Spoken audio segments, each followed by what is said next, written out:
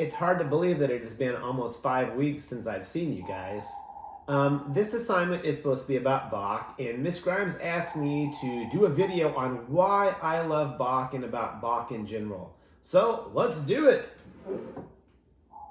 I'll be Bach in a second. This is truly a hard thing to discuss, why I like Bach. I'm going to give you 5 reasons, and these are just from the heart. First of all, you guys know I love to compose music on my own. I am just flat out in awe of Bach's skill. Bach is all about knowledgeable music. And what do I mean by that? Bach spent so much time studying music. He studied other people's music. And you can just see and hear the intellect in his music.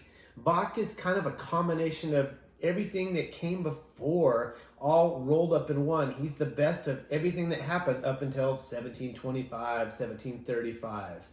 I talk in AP theory about you have to learn the rules of music, and that's all about what AP theory is.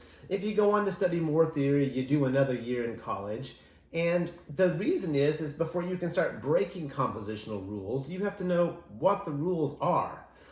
Bach, to me, basically is like just a summary of what the rules of composition are. But the interesting thing about Bach is he breaks his own rules, and you have to then, once you kind of figure that out, you have to figure out why he's breaking his own rules. I mean, what can I say? Other great composers, well, I just called myself a great composer. Let's scratch that. That's not true. But great composers like Beethoven, they studied Bach. Beethoven used to just sit around with Bach scores and just try to figure stuff out.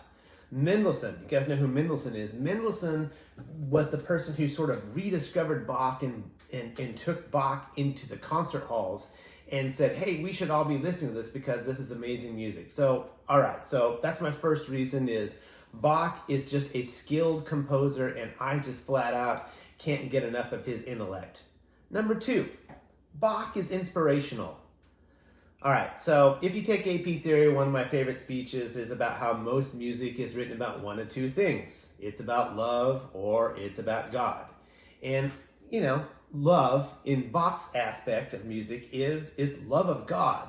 And I know what you're thinking. You're thinking that, you know, I'm all about the religious aspect of Bach's music, but it's not that so much. It's just that his way of expressing his love for God is just so, gosh, what's the word for it?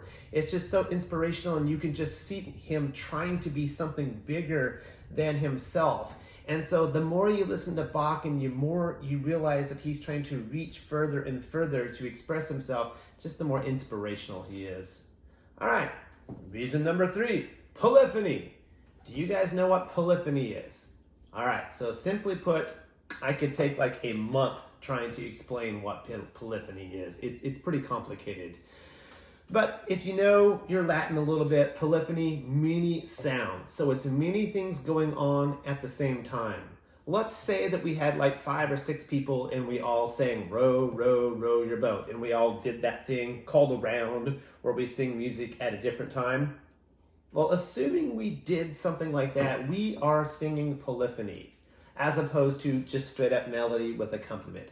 Polyphonic music or music with polyphony tends to be very complicated, and it's a hard thing to do, and Bach just does it so effortlessly.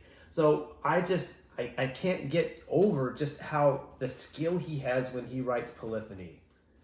Reason number 4, the influence of Bach is everywhere.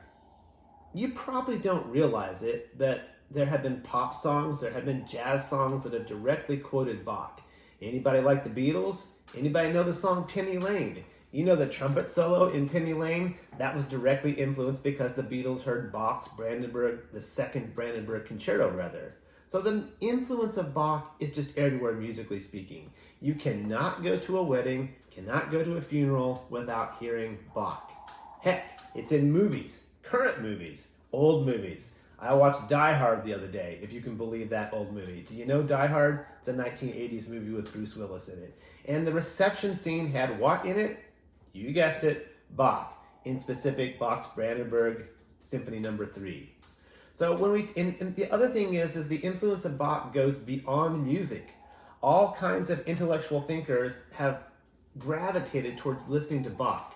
Albert Einstein, played violin. I think we've talked about that in class. But one of Albert Einstein's favorite things to do when he got stuck working on a physics problem is he would pull out his violin and he would play. And he claimed that playing Bach was one of the things that would help him work through his problems. 5. Bach was just so skilled at writing so many different things. I mean, it's just hard for me as a composer. I can barely write a piece for orchestra. But Bach, he wrote great, famous, long-lasting music for chorus. He wrote vocal solos. He wrote instrumental solos. He wrote what we call unaccompanied instrumental solos. Have you heard the very famous Bach cello suites? Of course you had. I don't know if you thought about it, but the fact that he can take one instrument without harmony and make it interesting is just mind-blowing compositional technique. He obviously wrote a lot of stuff for orchestra, and he was also good at combining orchestra and chorus. What you also may not realize is until Bach's time, the keyboard, in his day the harpsichord, which is the forerunner to the piano, was an instrument that was basically in the background, or the organ. Bach turned those instruments into solo instruments. We wouldn't have Chopin, we wouldn't have Beethoven concertos and those kind of things without Bach's work in making the keyboard a more important instrument. So those are my 5 reasons. Number 1, his skill.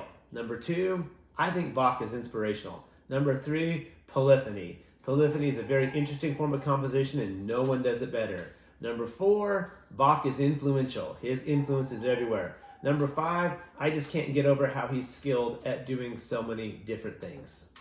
On this assignment, you can just say that I've got your Bach. Do you know what a musician's favorite month is? Bachtober.